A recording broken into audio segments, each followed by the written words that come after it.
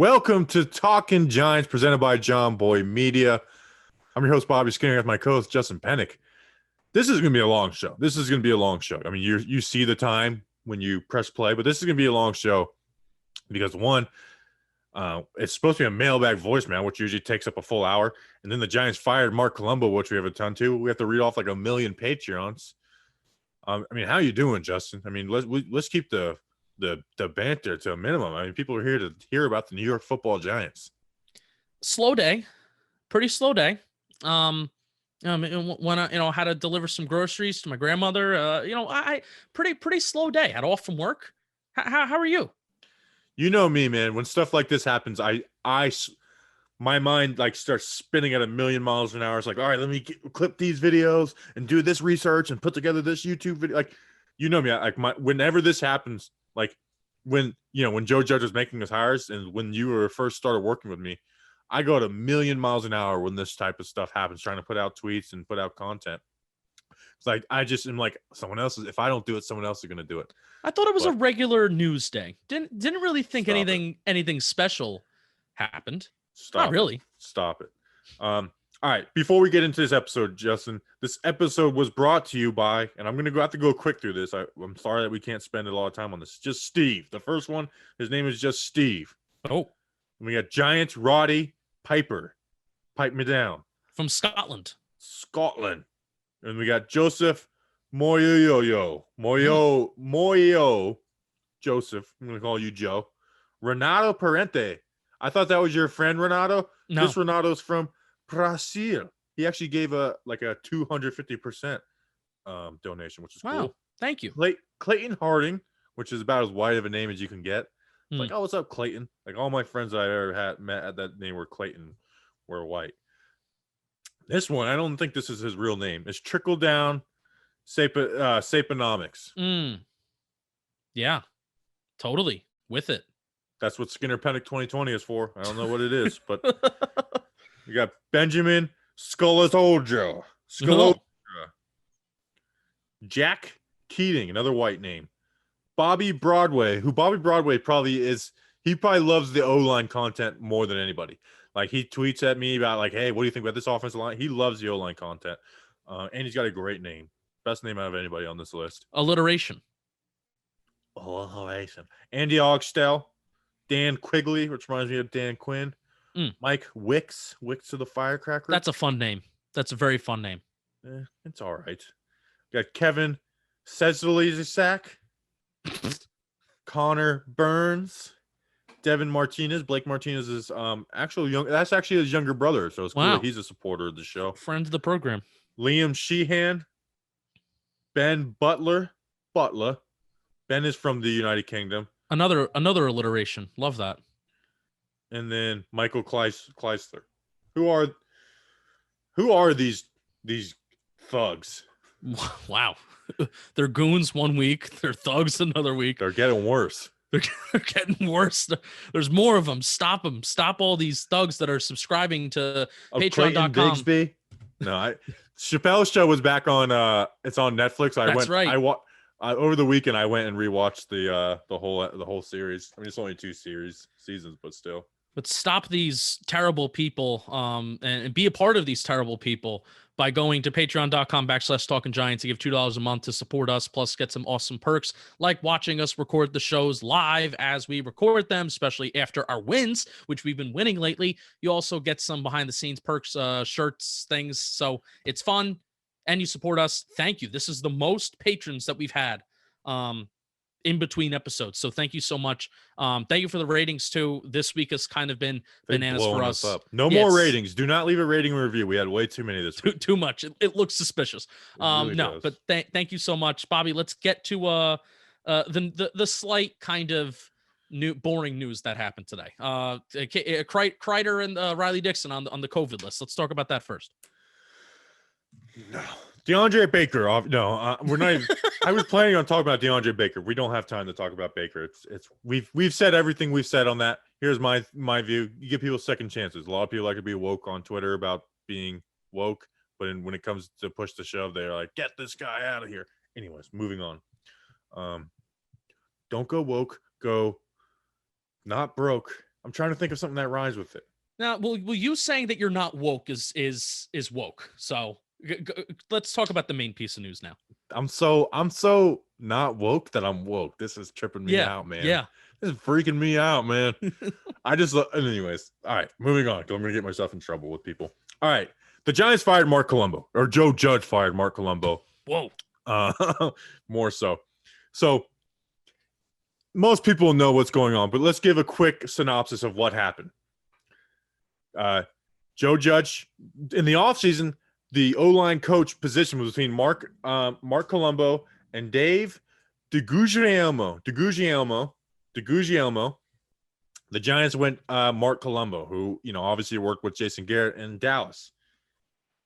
Now, Mike Garafolo comes out today and says before this happens, or he probably knew it was going to happen, like, hey, Joe Judge has been working with the O-line the last 3 weeks. He's been spending practices with the O-line, working with the O-line. The O-line's been improved, and we have the numbers and the eye test to back that up.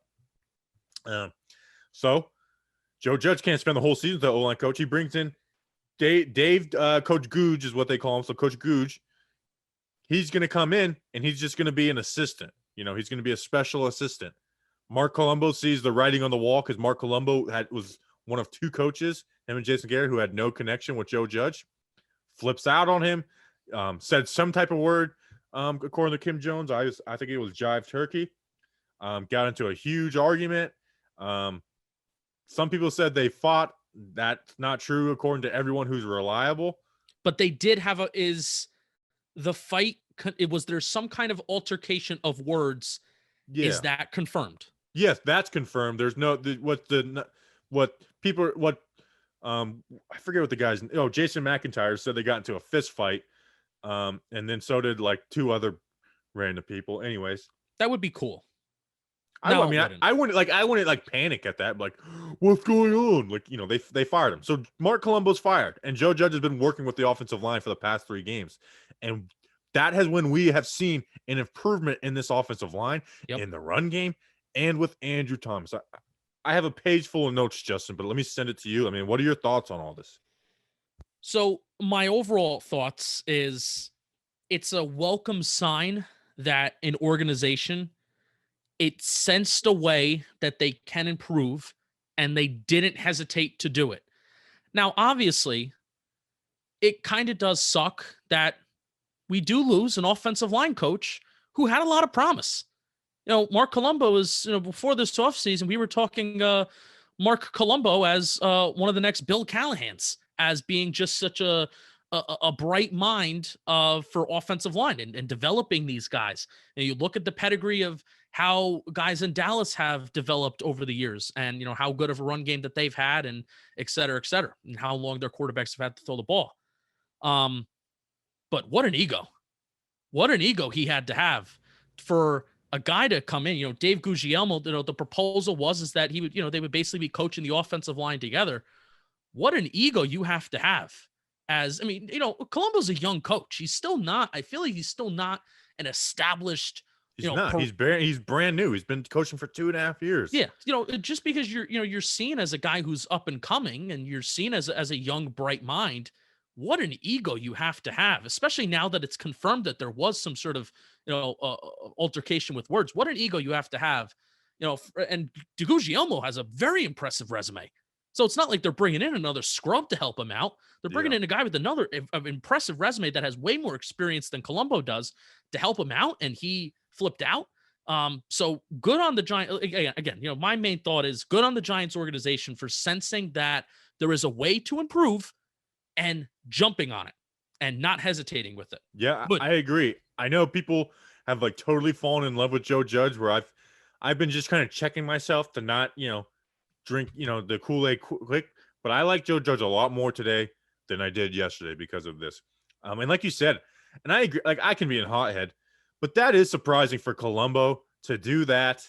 Like you said, he's brand new in the coaching business. This is a business where you get fired. You get even like especially a position coach, because people move on. You just get fired. You get fired. Like, so the best position coaches get fired. The best coordinators get fired. It happens. and he wasn't even fired. It was just, I guess, I guess he did see if he saw the writing on the wall, he could have resigned. I don't know. I don't want to get too much into the, like, how could he like throw a fit like this? Because at the same time, like, I'm a big believer, like, you should argue in the workplace. Supposedly it got way, more heated. I mean, on a lighter note, I mean, me and you, Justin, me and you can, like, there's times, it's not often, but there's times where me and you will be on the phone for 15 minutes going back and forth fighting. I actually like that. And especially when you're in a football realm, I'm surprised. I mean, it had to be serious. And I think Joe Judge probably wanted to move on from him anyways. When you have a common goal, we'll get to the Joe Judge wanting to move on from him anyways, because I think it connects to a larger conversation about somebody who's a lot more significant within the Giants organization, within the Giants offense. But when you're working for a common goal for something, like whether your coach is on a football team, you're working for the common goal of winning football games. When you're working on a Giants podcast, your common goal is to get more people attracted to your show. When you're working on a common goal and a lot of people care greatly about something, there's going to be altercation. So obviously, we're fine with emotions getting heated, but to the point where somebody's getting fired. Joe Judge wanted to fire him before that. Like, to me, that's my, obviously this isn't like sources or anything. These conversations are so tough because very entertaining, by the way. These conversations are very entertaining, and this is a very entertaining story to follow and kind of look at, because you can read in between the lines like you're doing right now. But these conversations are tough, and this is also my thing too, that we're not in the building and we really don't know what's going on. We were saying, oh, Andrew Thomas is improving. Good job, Marc Colombo. Good job. This, we didn't know that Joe Judge was intensely working with the offensive line, but go ahead. Yeah. So, I mean, that's, like I said, that's my guess, is that Joe Judge wanted to move on from him anyways, but did the whole, hey, we'll bring in the assistant thing and at least get Googe in the building before they fired him, at least. So, I mean, that happened. So it happens. I like the move. We'll get into Googe, who he is, for a second. But I mean, let's talk about the last 3 weeks where Joe Judge has, not taken over the O-line, but taken extreme focus on the O-line. Let's just start with numbers, Justin. The first 7 games, the Giants were averaging 98 rushing yards per game. The last 3, 138. Now that you could play off to, like, hey, you go on a 3 good game, good game running the ball. That happens. The difference, though, is, Justin, when you take out Daniel Jones running, which isn't really much, doesn't have a ton to do with blocking. Blocking is important on it, but it's not everything. When you take out Daniel Jones, 56 yards per game running the game the first 7 games, 110 these last 3 games. Doubled it. And it's not just simply like, it's not simply that it's, like it's scheme or anything. Like, they look better. They look better running the ball. And I think Hernandez is better than Lemieux, to be honest. And I know people don't like that, but with Lemieux, the rookie, in there, they have looked better. And honestly, and that's another thing that made me like about Judge. It's like Joe Judge can come and get this O-line and whip it in shape. I mean, like I said, I like him a lot more today than I did yesterday. Yeah, and I even wrote in Talking Analytics on TalkingGiants.com. I wrote last week that against Washington, for the first time this season, this is as of Washington, the Giants had 5 explosive plays in the run game, rushing plays for at least 10 yards. However, for the first time this season, out of those 3 games, Daniel Jones did not have at least 1 rushing attempt result in more than 10 yards. And that's extremely refreshing, because we have started to see how good the running game has been with centered around our running backs instead of just Daniel Jones. And then it kind of all accumulated together and came together against Philadelphia, where you saw how lethal when both parties are involved, when the quarterback's involved, when the running back's involved, when Wayne Gallman is getting yards after carry. Alfred Morris, I feel like he didn't really get a lot of opportunities, but he still did kind of well. He did have a rushing play of over 10 yards on the dot at one point. So yeah, I'm willing to put more of and we can have this conversation another time off season, whatever, if you want to have it now. I'm willing to put a little bit more of good pass protection on Daniel Jones getting the ball quickly out of his hands, but there are still plays, and the eye test can't deny this. There still have been plays where Jones has been standing in the pocket and he's had time to throw, no matter what the numbers say. So I think Andrew Thomas, because we focus on Andrew Thomas because he's the 4th overall pick, that's an indictment that these last 3 games, and it hasn't been like Thomas, Thomas has been doing little things, and it's basically with Thomas, like the Bucs games, like he protected the inside, and then this last game, Like he had some bad plays this last game. It just wasn't like a disaster. But you notice when he's punching, he's not leaning over and crazy like that. And so like even when his footwork is screwed up, he's able to recover. So, I mean, we have seen a massive difference in Andrew Thomas the last 3 weeks versus the first 7 weeks minus the Steelers game. Like they got a game of film on against the Steelers, and there has been a massive improvement these last 3 games from Andrew Thomas. Andrew Thomas isn't like he's not playing a top 5 left tackle. The Tampa game, he kind of did look like that, besides like maybe one play. But he has looked like a whole world's different. And the fact that Judge came in and did that, I mean, I think that speaks wonders about Judge, and it says a lot about Marc Colombo. And honestly, I have some takes and some guesses when we talk about Jason Garrett a little later too. Yeah. Yeah. I'm excited for that Garrett conversation, but you hate to sometimes make it black and white because I know the game of football, it's such a nuanced sport, such a complicated sport, but it's tough not to just think, very black and white. If this happened, because this happened, it had this result with this situation because Joe Judge started to work more closely with the offensive line, particularly most likely started to work with Andrew Thomas. Correlation, causation, both there. And it's because Joe Judge started working with them. That's why they improved. Yeah. I don't get it. You know me. Like I can see sometimes there'll be a talking point. I'm like, come on, like we're guessing at this kind of stuff. Yeah. That's when I buy into. That's when I buy into. I really do. And it makes me like Joe Judge a ton. And I think it might make me like him more with similar things later on. We'll talk about Jason Garrett later. And I know the Jason Garrett conversation is going to piss people off, but it needs to be said. Now let's talk about the new offensive line coach, Dave DeGuglielmo. Coach Googe. I actually did not a ton, but I did a good amount of research of him before Colombo was hired because I thought that Googe was going to be hired. Like it seemed like he was going to go to Googe.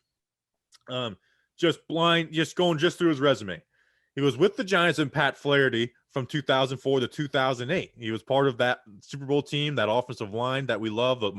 My football heroes of David Deal, Rich Soybert, Sean O'Hara, Chris Nee, Kareem McKenzie. Those are my football heroes, and I actually posted a video where he's talking about like how those guys stuck together. And so even the year after the Super Bowl too, which was utterly more dominant than any other Giant team that we've seen since the 80s. So. Especially running the ball. Yeah. So he was an assistant from 04 to 08 with Pat Flaherty. Pat Flaherty does videos here and there. I actually watch them. And he was with the Jets in 2012. The Patriots in 2014 to 15, that's where he has a connection with Joe Judge's his time there. And then the Chargers as an assistant in 16. So then in 17, he's with the Dolphins. Then he goes to the Colts to be with Josh McDaniels. Josh McDaniels backs out of the Colts thing, but he's still hired as the offensive line coach. So he stays that year. And if you remember, the Colts O-line was like, it was the offensive line of the year. Like everyone talked about it, how Braden Smith came in and jumped in, and we'll get to some of the like personality stuff. But nonetheless, that offensive line was good. They move on because Frank Reich wants his own coach. And then he goes to the Dolphins this past season as an assistant again to Pat Flaherty. They fire Pat Flaherty in July and then upgrade Coach Dukes or whatever we're calling him. And then he stayed that there. And they offered him actually an extension, but apparently they couldn't come together on money. And so he moved on. So that's his career. And he's been with some good O-lines. I know you have some analytics on his O-lines. He seems to be a guy, and I'll read you some quotes from the Colts because people were saying things about him. And sorry, let me pull it up. I have it right here. Well, basically what happened is Denzel Good's brother was murdered. He was a Colts offensive tackle, and then Braden Smith came in and played good, and he never got his game back. Supposedly, Coach Googe said some messed up stuff, and he's like a really snarly dude, and his personality kind of sucks, and he's just like hard to get along with. But like I said, it's hard to talk about that. But Quentin Nelson said, I'm seeing a lot of speculation talk from outsiders talking about Coach Googe. Quentin Nelson wrote on his Twitter, he is a great fundamental coach and a great person. He unified us as an offensive line and pushed us to be the best. Anything else said about him is false. And then Ryan Kelly, the center for the Colts, not the power forward for the Lakers. Not only did he bring together a room, but emphasized the importance of technique. In April, he told us physicality and fundamentals will ultimately take us as far as we want to drive the train. So he seems like a good coach, but he's just a really snarly dude. Joe Judge, his main mantra is toughness. It's his main mantra is, blue collar, get your hands dirty. The thing is, it's nice to hear Colts players, say this publicly. And, what else are you expected these guys to say? My main thing is that, we're more than halfway through the year. And, it did seem that these offensive linemen really did enjoy Colombo. And again, we're not in the building. Colombo was one of the guys, but that's not good as a coach, though. Like, sometimes it is, but if a coach is one of the guys, it can get, like, especially at the offensive line spot, where offensive linemen can be lazy. They can be lazy with their technique. They can want to, just get through practice.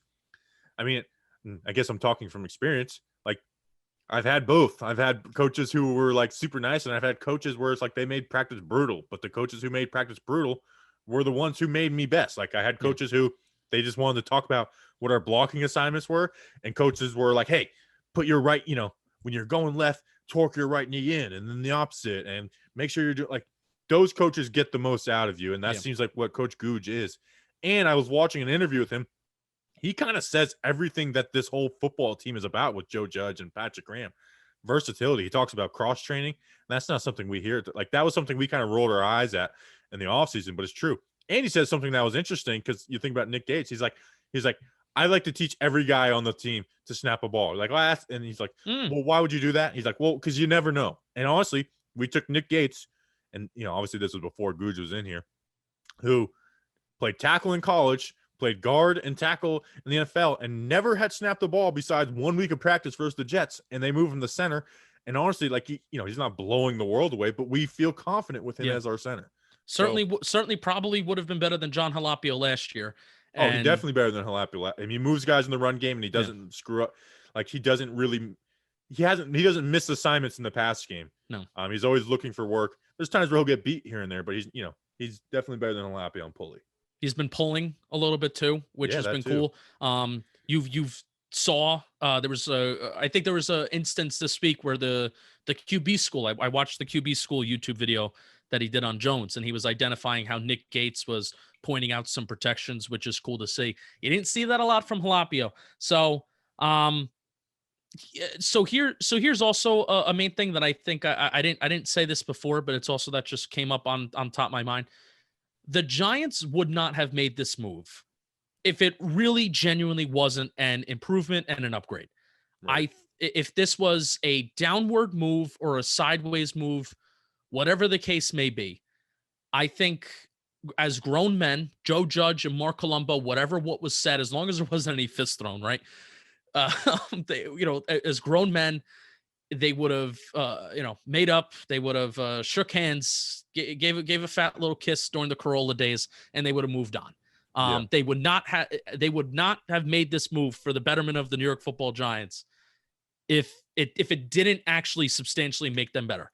And like, if Freddie Kitchens did this with Judge, I don't think Freddie Kitchens is fired if they have that argument. You know what I mean? Yeah. Yeah. And I kind of feel like we're teasing this left and right. What's the difference between somebody like Freddie Kitchens and Joe Judge and Marc Colombo? What's the difference between a Patrick Graham? What's the difference between a Jerry Shuplinski and Marc Colombo, and then also somebody else? I feel like we've been teasing this. Yeah, we have to let's get to it. But and like, to build on your point, Googe is familiar with people in the building. I mean, O'Hara and Deal are very involved with the New York Giants. They know Googe. Jerry Shuplinski worked with him last year. Joe Judge obviously worked with him in New England. Patrick Graham, on a lesser note, did work with him in Miami last year, although, the defense coordinator, O-line coach, they're probably not swapping notes that often. So there is familiar. It's not like they're bringing in some stranger. Yeah. So, and the Giants, just front office people in general, I don't know exactly all of them like the back of my hand, but they've all been relatively the same for a very, very long time.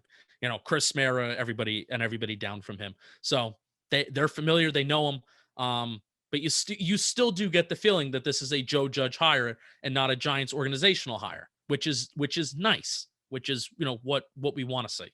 Right. Before we move on to voicemail and mailbag, which we will talk about our next point in, I just have a full page of notes. I don't want to miss anything because I spent a lot of time on this. Yeah. I did some. Colombo was criticized by Paul Alexander. I know people were saying like, oh, Thomas just went back to his Georgia technique.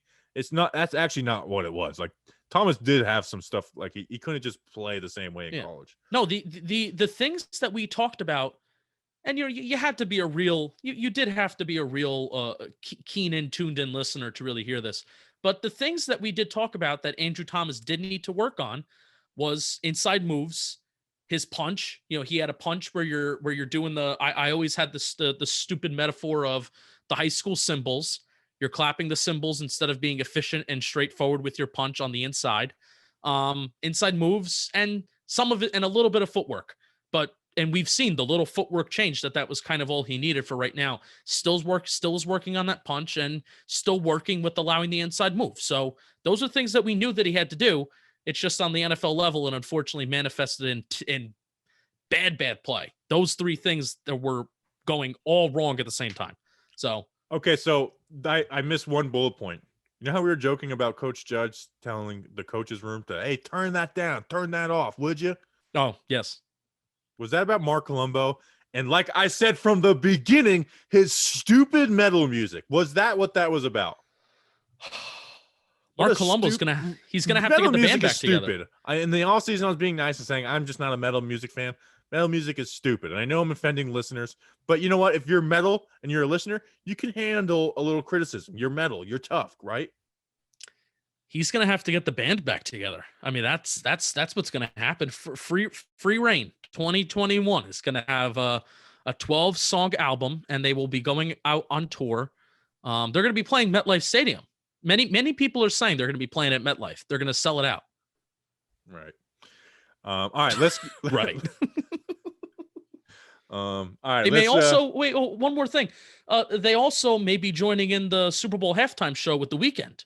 Some people are saying that The Weeknd is doing the halftime show this year. Yeah, The Weeknd. Best known for being Selena Gomez's ex-boyfriend. Yeah, I'd best known for just relaxing. Honest, going to the beach. Just call him lazy. Right, that was a really bad. That was a really bad dad joke. Oh, that was a terrible dad joke. That was probably my worst dad joke of all time. Wow. All right. You know what, Steve, take it away. Mail time. The mail's here. Come on, guys. Here's the mail. It never fails. It makes me want to wag my tail. When it comes, I want to wail.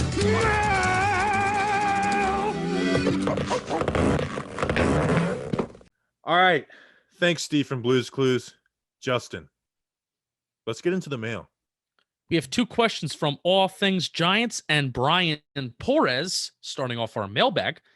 When we return after the bye, what have the Giants not been doing in game that you'd like to see them do? And what have they been doing that you'd like to see them cease doing? That's All Things Giants. And then Brian Porez at BPorez1, he asks, so is Bobby starting to come around on Jason Garrett? I went into the season thinking that this team would need 4 to 5 games to find its groove offensively. This seems to be happening. Okay. Let's turn this into a Jason Garrett conversation and All Things Giants. We're going to answer your question, but not in like a direct, like, this is what I want to see change. This is what I don't. Now, I was a very heavy critic of Jason Garrett earlier in the season. Like, very. And you know me, like I'm not the type that'd be like, oh, I'm a pretty patient person. I try to realize like, hey, I'm not smarter than the people who are doing this for a living. But I was a very heavy critic of Jason Garrett. Now, the past couple of weeks, the run game has been more diverse. And the more I think about it, I really get, and I said it on the stream last night when they were running that play where they leave the defensive end unblocked and then Lemieux pulls and block. Like, anyways, it's been more diverse, and it's been like, hey, this is like some of the simple stuff that new upcoming head coaches and coordinators are doing. And I was like, Garrett wasn't doing any of this in the first like few weeks. It was like a high school run offense, and it's changed the past few weeks. So I'll give him credit. I think Judge is putting his fingerprints on this offense. Yep. And honestly, the ball in the passing game, are they really, like you mentioned, explosive plays? Are they really going downfield or anything? Or did this Eagles game, the Jones just hit every single one with perfect ball placement? That's a good question. You may have to do a little comparison. You're doing a little bye week project, so that you may be able to answer that question with your bye week project. And keep on teasing it. I watch the QB School every week, who does a great YouTube video, and he's somebody like me Now, I don't know the game nowhere near as him, but in personality wise, where we always lean positive, like I'm not going out of my way to criticize coaches and stuff. Like I always try to understand that I don't know more. He was taking shots at the Jason Garrett offense. He was taking, and he's a positive guy. He was like, I don't like this is like way old school stuff. And he's like, I don't know what this curl route is and all these sticks. Like he was taking some shots, some subtle shots at Jason Garrett without just going at him. And you could tell he's like, I don't like this offense. Yeah, he was talking about how, you're basically running out of 12 personnel, which is two tight ends. Just the 2-man routes. We run the two-man routes. Yeah. Run these 2-man routes and like with a slant and a flat. It's like they got like 8 people covering this, and that we had sacks because of that in this past game, where it's like we have 8 people protecting, but they're literally double covering 2 receivers. Anyways, it's been better the past few weeks. I actually like the Tampa game called by Jason Garrett more than any game this season, more than this Eagles game. It wasn't nothing crazy. We're like, I mean, really think about the big plays. It was the fade to Tate where Jones puts a perfectly placed ball. The throw to Shepard on the sideline, perfectly placed ball. The throw to Lewis where it was a pre-snap audible, perfectly placed ball. And then the big play to Darius Slayton where it wasn't a perfectly placed ball, but Slayton made a good job. And like I said, they were begging us to do that. They were begging us to do that. And then like a play or two later, we run the ball into like a 9-man front or 8-man front with 6 blockers. So anyways. So basically, I think you can make an argument that it's been more or less the last couple of weeks, since the Tampa game, definitely against the Eagles, it's been more or less player execution as opposed to like, wow, that was just such a great play call and you schemed success there. It's been more or less player execution, Daniel Jones ball placement, which is good. I don't think we're going to discredit Jason Garrett because, now his players are playing good, so he's still bad, but there's the balance. If I had to put it at a percentage mark, 60% player execution, 40% Jason Garrett. It's not a 50-50 split. Yeah, it's really been Jones running the offense better. And I get that that is some people's argument, but honestly, we need someone who is an innovator of this offense and does new things. And what Garrett does is one, it doesn't even play to Jones' strong suits of going down the field and going downfield and opening up the short game. Yep. It's very like people were like saying Jones game manager. Well, that's what this offense is. That's what all this offense is. Yeah. And it's a shame that if we're doing this to this QB who likes to attack and we're turning him into this quick trigger, it's like, okay, he's running the offense better, but this isn't like franchise QB stuff. Now the Eagles game, he had those franchise QB plays, but he had to play perfect for that, because besides that, it was just stick route, quick slant. Jones literally had a 75% completion percentage. That's not. I'm telling you right now. If that type of game, obviously he didn't have the touchdowns, and obviously he didn't throw an interception, which is great. But I don't care about. I honestly don't care about the touchdown number. I don't. If Wayne Gallman is going to finish the year with 10 touchdowns, it's because Daniel Jones's arm got us down the field. And the past 3 weeks, when we get down to the goal line, we can just I've said the past few weeks, once we get down to the goal line, I just know that we can stuff it in, which is speaking of Judge. But you can't expect. But you can't expect a 75% completion percentage every single week. That 75% completion percentage. That means your quarterback is playing out of its mind, and you can't expect that every single week. Daniel Jones essentially played perfect this past game, and he had a rushing touchdown. We put up 27 points. He played perfect this game, and he had a rushing touchdown, a 34-yard big play rushing touchdown, and we only put up 27 points. So let's get to the larger point because you started to mention it. I'm out on Garrett. I'm still out on Garrett. That's my larger point. Okay. And Jason Garrett is not Joe Judge's guy. This Colombo decision, we try to be like, hey, we're not going to speculate. We're not going to speculate on who's guy because it's just guessing. But this Colombo firing shows that Jason Garrett is not Joe Judge's guy, and the Giants organization forced him on it. Yep. And honestly, bad on me. I don't hate the Mariners. Bad on the Mariners or Gettleman or whoever did that. We don't know who did it. But put Jason Garrett on Joe Judge. Bad on them. Yeah. Bad on them. I don't know who the offense coordinator would have been. I don't know if it had been Shaplinski. I'm not saying Joe Judge would have went out and got someone good. But honestly, they trusted him with the defensive coordinator hire, and they brought their good old boy Jason Garrett back in. Yeah. And I know this is going to piss people off because the offense has looked all right the past couple weeks, but it's been in a game manager role for Jones. It's just this offense has not been special the past couple weeks. No. And I get like, oh, well, he's figuring it out in his third year, third system. That doesn't bother me. That doesn't bother me. You know what? It was good for the Browns to bring in a new offense in Baker Mayfield's third year. A good offensive coordinator could come in and do stuff. And I heard that excuse with James Bettler last year.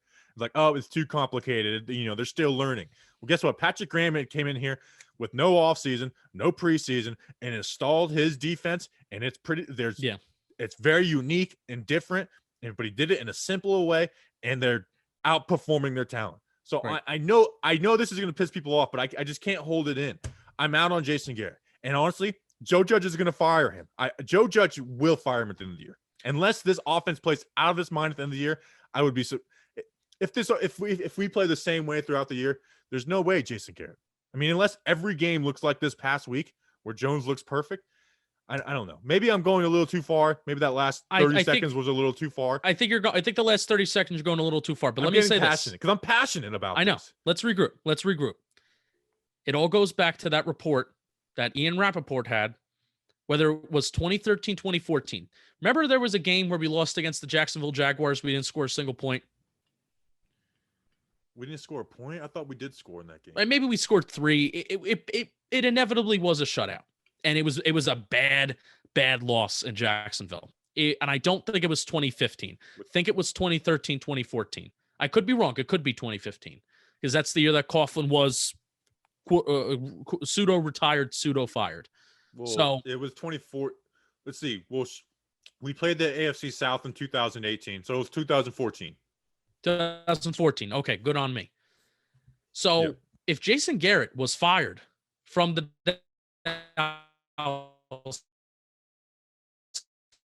Cowboys, according to Ian, did not extend him, it was very likely that Jason Garrett was going to be the next coach of the Giants. John Mara has loved him for a very, very long time, has loved him for years. And finally, now that finally, the marriage ended between the Cowboys and Jason Garrett, the relationship was able to happen. And it luckily didn't happen as a head coach, but we were saying, woof, thank God this guy isn't our head coach and he's our offensive coordinator. So I really do think, and the context is there, the table is set to really say that this was a Mara hiring and bringing in. Now here's my thing. If the Giants do somehow sneak into the playoffs, which I will tell you what, it's more than 20% likely. I know some ESPN analytics projections are saying it's 60% Eagles, 20% Giants, combined 20% everyone else. I think it's more than 20% likely that the Giants are going to make the playoffs because I do think that they can squeeze out 3 wins and they could surprise either Baltimore or Seattle. Now it's a matter of can they win the games they are expected to win? That's another question. But if they continue on the same path and if they somehow win their division, Jason Garrett will be back. If they don't, then a lot of people could be gone. Joe Judge just fired Marc Colombo after 2 straight wins. And honestly, it should have been 3 straight wins versus the Bucs. But if we do make the playoffs, it's because the offense has continued to perform somewhat well. And I think you can spin it as, and Joe Judge may not. And Maybe. if Joe Judge does this and let's go of Garrett. I love Joe Judge now. That would very much surprise me. But, they could spin it as weird offseason, no offseason, limited training camp, Daniel Jones' new offense. We don't want him to go into a third offense for a third straight year. You gave a compelling argument as to why that doesn't matter. But it matters, but it relatively matters a little not. bit, but it's not it's not the end all be all. But they could spin it if they really want to say, now that we have a full season, now that he has, all of the, everything in front of him, who's to say, Bobby? Who's to say that this is wild? Who's to say that Daniel Jones can't develop into an above average quarterback, very similar to Tony Romo, playing in a bad system, but Tony Romo was the OC for that offense. But because of the familiarity with the system and the repetition, who's to say that Daniel Jones cannot become an above average quarterback with being in a system that may be lackluster, but if he can master it? I think he can. I think he can. So I guess that is the other argument. Because I do think, and I think Jones is, I believe in Jones. I'm sorry. I know people are like, oh, he doesn't throw 90 yards like Patrick Mahomes. I believe in Jones. And honestly, the biggest thing I believe in him, besides the accuracy and the ballsiness, is the work ethic and the brain between his ears. That's why I believe in him. That's why when people are like, oh, doesn't have the it. I think that's the it. That's the it more than Joe Burrow smoking a cigar after a national championship game. I think that's the it factor. And Jones is starting to get this offense better. So I could see a situation. But here's my larger point, and I'll come. Let me back off of the Joe Judge will fire Jason Garrett after the year. Here's and I'm just getting passionate. Here's where I will say, I wasn't all in on Joe Judge. We talked in previous episodes about, hey, like if they fire Gettleman, I don't care if they fire Joe Judge too. I want the new GM to do what they do. I'm all in on Joe Judge. I believe in Joe Judge. I believe in the Joe Judge way. He's the one who brought in Patrick Graham and allows Patrick Graham to do his stuff. The stuff he's been doing with the offensive line the past 3 weeks, I'm in on Joe Judge. I am in on Joe Judge. It went from me being like, it went from me liking Joe Judge to I'm in on him. And honestly, and I'm in on him because I think he will make the right decision with Garrett, whatever that is at the end of the year. That's what I'll say. Yeah, right now, and we're going to talk about it over the bye week, so I need to think of some takes and I need to really flesh out some things in my brain. But right now, I'm so invested in winning football games, and I don't care what the record is. I don't care what the record is. I don't care, what if it's 3-7. I care about the NFC East. I care about the NFC East standings. I care about that the Giants have just won 2 divisional games in a row, which they haven't done in a very long time. Can't tell you since they've done that, but it's been, probably a very long time since they won 2 football games in a row when they actually matter. And I could care less about the circumstances around them. Right. Just talk to me. The last time that I was emotionally invested in the Giants winning football games in November and December was 2016. And then before that, 2015, it was 2015 was just like 2015, I thought we were going to win that division late November. Because it was that was just, but it was still just a disaster of a year where they couldn't finish football games. But yeah, and that is the sign. That is the sign that I think I'm all in on Judge as well, because he's gotten the team at a point where we are talking in the middle of November. We want to win football games instead of, okay, who are we taking at number 4? Yeah. And honestly, to finish off, Jason Garrett's stuff is still vanilla. I said it the Washington game. I said I'll play the results and be happy with the win, but it was the same basic ass stuff, dude. Yeah. I mean, it's like the plays he runs you see on Madden. Now I get you, Madden is based off reality a little bit. Anyways, let's move on. Here's one final thing about Garrett. One final thing about Garrett. I don't blame you if the normal person, and we are the insane people here, that I look at every single week. I look at explosive play data. I compare it to the rest of the league. Bobby is looking at routes run every single week and tracking if guys are running more than if you have more than 2 guys that are running more than 15 yards down the field. We're the crazy people. So I can very much understand why the average person could look at like, oh, we're winning, we're moving the ball a little bit more, we're sustaining drives, blah, blah, blah, blah, blah. Why are you guys so hard on Garrett? But trust us that we are doing the work, and we're seeing like, hey, this is still not good, and it can be so much better. Trust us with whatever kind of feeling you want to trust us with, even though we're not experts. So there you go. Right. All right. Voicemail. We're gonna have to go kind of quick through these guys. Sorry, but there's just so much news. We have to go quick through this. First voicemail though is from our day one supporter, Isaac Moretta. What's up, Bobby and Justin? It's your boy Isaac Moretta. First time I actually called you guys. Just wanted to check in, see how you guys are feeling going into the bye week. Really, the only question I had is coming up with this game against the Bengals. Daniel Jones has actually been improving, quite a bit in the last couple of weeks. So, what are you guys looking for him to build on it? Is it just more of the same ball security, accurate throws, or are you looking at him to actually get the ball in the end zone more often? Can't wait to hear from you guys. Go Giants! All right, so thank you, Isaac, for calling in. Like, Isaac's one of my favorites. He's been a day one supporter. I'm glad he's still supporting. Bring back the robe, Isaac, the king robe. You got to bring it back. Post it on Twitter. I don't know. Isaac's one of those guys where it's like, you definitely have supporters, but it's like I know me and Isaac would like end up in jail if we hung out for a night. All right. And that sounds really offensive to Isaac, but I think he takes it as a compliment. All right. So what am I saying? Oh, what was the question? Here's my thing. We talked about it on Monday's episode. Jones has cut the fumbles in half, literally in half. The interceptions are about the same rate, but on a per game, a little less. I want to see him continue to be aggressive. The pre-snap stuff, like I did a breakdown of that throw to Dion Lewis, and I was so impressed with the pre-snap stuff more than the throw. Continue to know when to audible, the pre-snap stuff. That's the stuff I like I need to see out of Jones, and just stay aggressive. Like I said, not all turnovers are equal. The turnovers against the Bucs are not the same against the turnovers against the Steelers. So I can live with turnovers, but don't have the Tampa Bay Bucs turnovers. Yeah. Have the Pittsburgh, the whole game relies on you making a play. Like when people say oh, you don't have to make every play. In that Pittsburgh game, he kind of did have to make every play. Like that's what got us down that field on that interceptions. Him having that mindset of I need to make the play. So picking and choosing his battles. And like I said, not every turnover is the same. I don't mind having games like Washington, to be honest, because there are going to be games where quarterbacks, their numbers are going to be called upon that you're going to have to be a stud and you're going to have to win the game. But I also don't mind if there are games where it's just defense takes care of business and you do enough to get the W. Don't cost the team. Don't take bad sacks. Have the pocket mobility. Use your legs. Expand plays. Continue to be aggressive. Those are my little keys. For sure. All right, next voicemail, we got Liam. Hey, guys. It's Liam here calling from Chesterfield, New Jersey.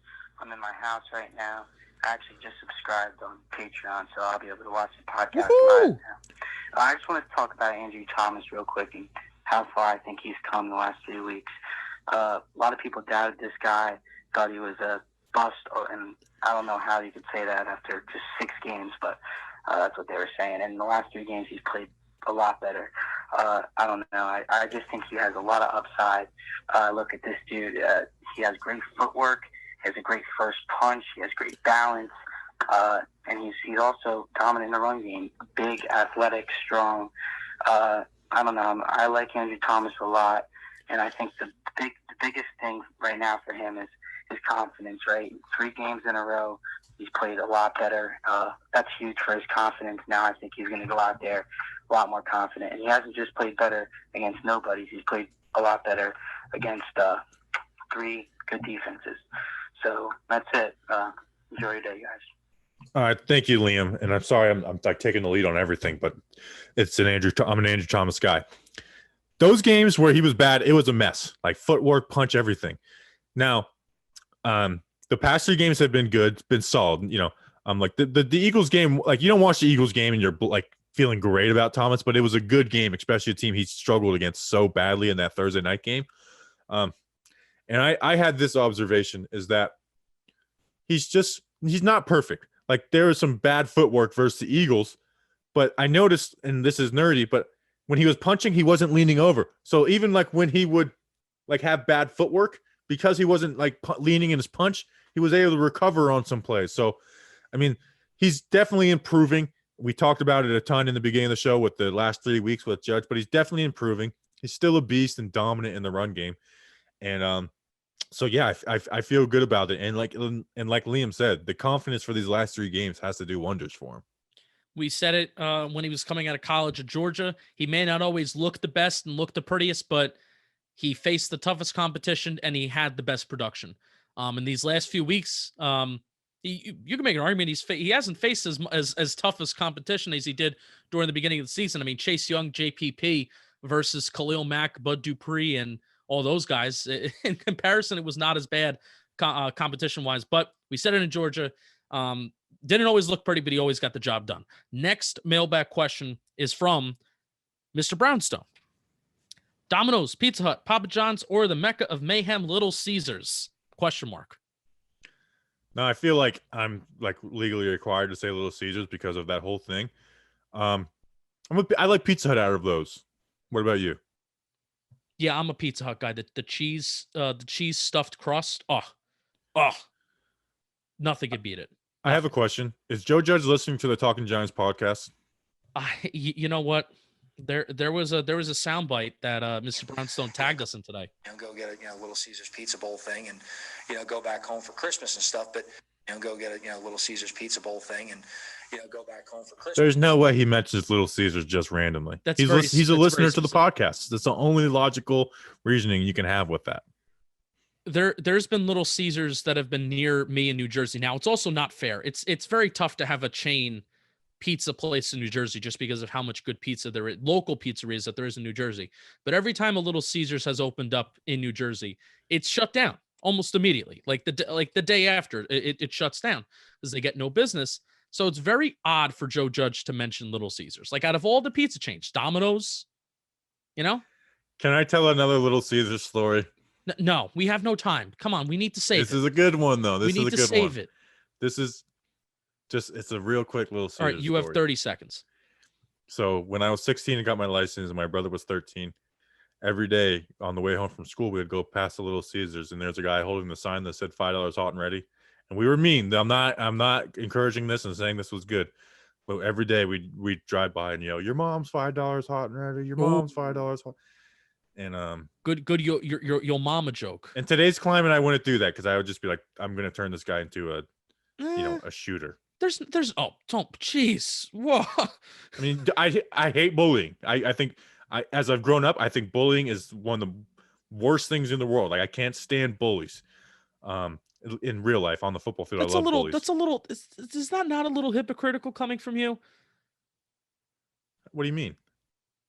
Some people may say that you are a bully yourself. To who? And be honest. Question. It's a good question. Good question. Not naming names. I can be mean, but I'm not a bully. Oh, okay. Got it. There's nothing wrong with being mean and being a bully. There's nothing wrong with the good yo mama joke. Yeah. But I mean, we did it like every day for like 3 weeks straight. Okay. That's tough. That's tough. All right. We have a voicemail and then a NYG Life at Life NYG mailbag question. Okay. Let me pull up the voicemail. Let's go Giants. Bobby, Justin, it's Eric in Naples. I was the one who left you a message last week about how bad we've been against the Eagles. Of course, we all know this anyway. I am at my house in Naples, Florida. I had to take an Uber ride home because I got trashed at the sports bar with my Giants compadres. And what a win. What a win. Look what happens when we don't turn the ball over and when we play sound football. I will take that every day of the week. One thing that was incredible was I think Slayton had the quietest 93-yard receiving game I've ever seen. Yeah. But we probably needed every yard of it. We established the run in the first quarter, which was huge. Established the run. Defense, led by Patrick Graham and James Bradbury and Blake Martinez and Leonard Williams. Tough all day long. Go G-men. Fuck the Eagles. Oh, whoa. I didn't realize that was in there. Whoa, Eric in Naples. I was about to say that was one of the best voicemail. It still is. I think the FD. He calls an hour after every game. So he's hyped up from the game. But that was one of the reason why that was one of the best voicemails we ever received is because I'm pretty sure he was still trashed. Oh yeah, he calls an hour after every game. Like that's Eric and Naples like calling card. Oh my god, you asked Snacks to call an hour after a football game and he's trashed. I mean, it's bad. Snacks got a concussion because he fell off his bed in the middle of the night because of how trashed he was. Domino's Pizza, yeah. And I spent all that time bleeping out the intro for that. Come on, Eric. It's all love though, baby. All right, and what's the mailbag? The mailbag is a 2-win streak going into the bye. How y'all feeling? Run the table in all caps and make the playoffs, or y'all just hoping to see improvement week to week? NYG Life asked that question. Bobby, run the table. Run the table, make the playoffs. And you know what? I did something terrible this week. I did something terrible. These are the following teams that are in wild card contention right now. I have to replace the Bears. The Bears are still in wild card contention. Maybe join the Vikings. The Vikings are now joining the party. But the Seahawks, the Rams, and the Buccaneers are 3 teams that are very heavily in wild card contention. And NFC West is a toss-up right now. But, Bobby, you're telling me that if we were to play one of those teams, I don't know how they're doing the playoffs if the division winner is automatically getting a home playoff game. But regardless of where it's at, if there's going to be no fans in the stands, You don't think if we got a chance at one of those teams again that you wouldn't have faith that they can get it done? I want the Bucks. I want the Bucks, and I want Tom Brady so badly. I want them so badly. We will win that game. Yeah. We will win that game, and then we'll go and win the Super Bowl. All right. Next question from Tim Coffey, leader of the Golmanites. This is Tim Coffey calling from Raleigh, North Kakalaki, and I'm currently in my 4th grade classroom where I teach young students to like the New York Giants. It's crazy that Tim's a 4th grade teacher. 3 very quick questions. 1, why is Alfred Morris stealing carries from Golmanite Nation? 2, do you think that Gettleman, are you reconsidering Gettleman losing his job now that the working relationship between him and Judge is clearly amazing? And 3, can you change the intro music to Friday's podcast because it sucks? I love you guys. You suck, Tim Coffey. Wow. You suck. The intro to Fridays, which is Let's what? go to war. It's a staple. Oh, Let's go to war. That's wonderful. I love. Oh wow. Maybe I'll add my, because like last year I did a little more often. This year, like it's kind of corny, but I did it for week 1. Like I put my intro before the Let's Go to War. Yeah, it's a little corny. Maybe I'll. Yeah, I mean it's really corny. I think it's good for week 1. Yeah. So the Gettleman question we're actually going to do, and I guess this is a way to plug that, Monday for our bye-week episodes, we are doing ourselves, Chris Anatane, and then Mike Too Nice. Who Mike Too Nice is a critic. I can't wait to talk to him about. We're going to do on individual episodes. On our episode, we're going to do Daniel Jones and one other topic. On Mike's episode, we're going to do Joe Judge and one other topic. And on Entertainer Chris, we're going to do Dave Gettleman and one other topic. So we're going to deep dive into that. So we'll ignore that question. I also kind of want to talk about Thanksgiving takes too, if we have the time. Today? No, with Mike and the Entertainer. I want to talk about some Thanksgiving. Are we going to record on Thanksgiving? I got nothing going on. We'll see. Thanksgiving's canceled this year. You didn't hear? Yeah, right. That's why I got nothing going on. The question, I actually like what they're doing. I think they're spelling the running backs like really well. Like Morris is coming in, he's getting his 2 series, and he's getting 4 to 5 yards per carry. He's getting big plays. I think they're using the running backs perfectly, honestly. Daniel Jones is taking away carries from Wayne Gallman. That's who he's taking carries away from. That's true. That's when they're really like using the read option is with Jones, and that's where some of the really good run schemes were. Where it's like, and QB School did a good job breaking it down too. I know I plug him like crazy, but you know what? He only breaks down the Giants like twice a year, so I'm not worried about losing viewers.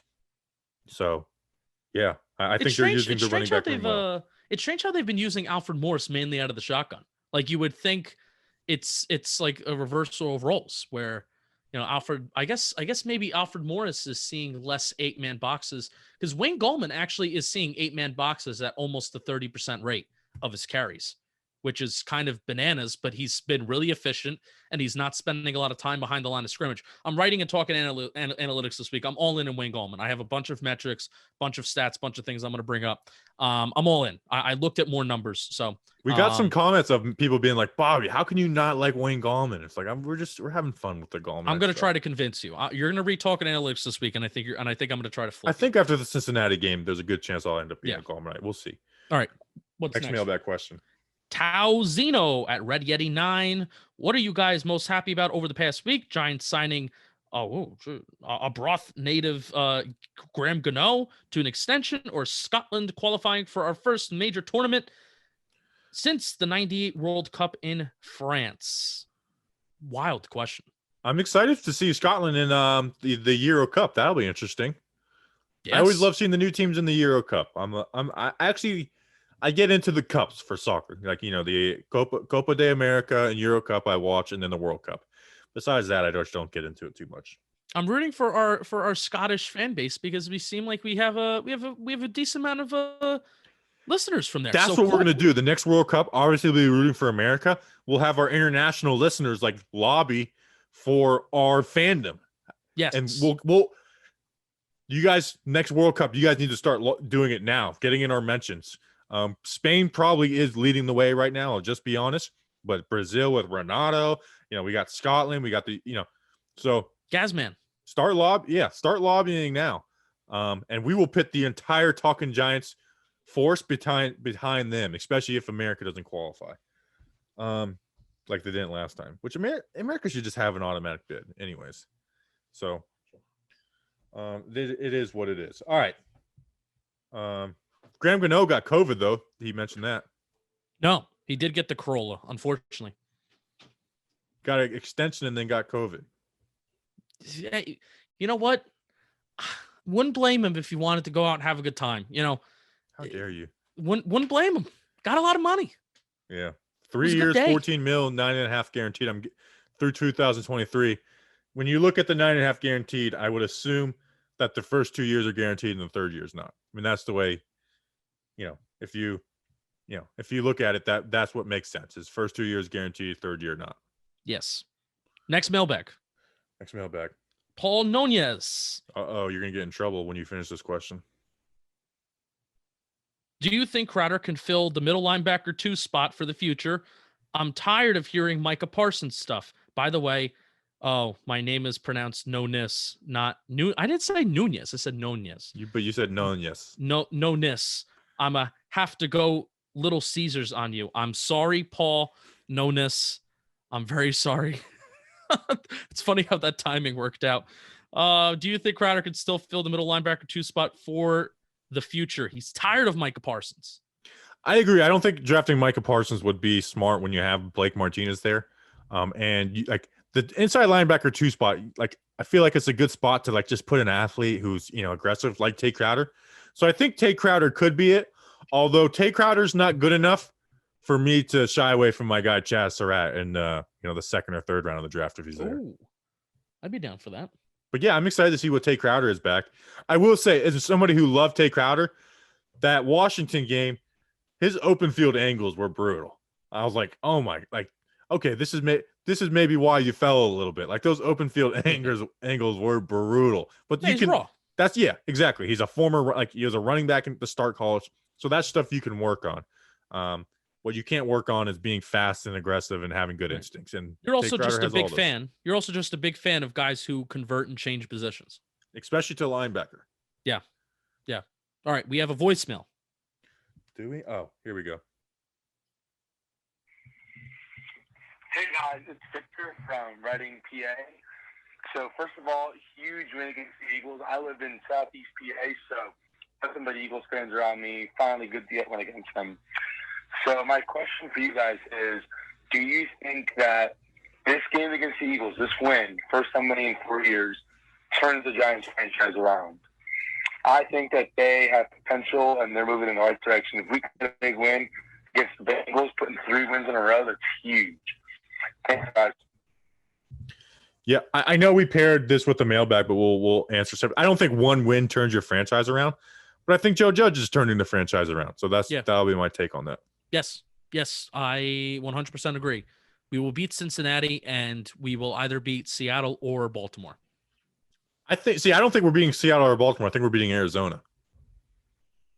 I think Patrick Graham's going to have something for Kyler and James Bradbury. If he can just do halfway average against Hopkins is their offense. People don't realize how. Well, I guess they do. I mean, with that Hail Mary, Kyler relies on Hopkins big time. So I think Arizona's the most beatable out of those 3. Oh, that's going to be such a fun. Hopefully it will be fun for us. That's going to be such a fun matchup to see. Bradbury Hopkins. It's going to be Hopkins is the best receiver in the league, so it's going to be the best. It's going to be the best receiver that he's going to go up against this year. He played well against Hopkins last year too. Oh, they played each other. Jeez, I feel like oh yeah, that's right. I feel like Bradbury's played every big time wide receiver, and he's done well against them all too. Yeah.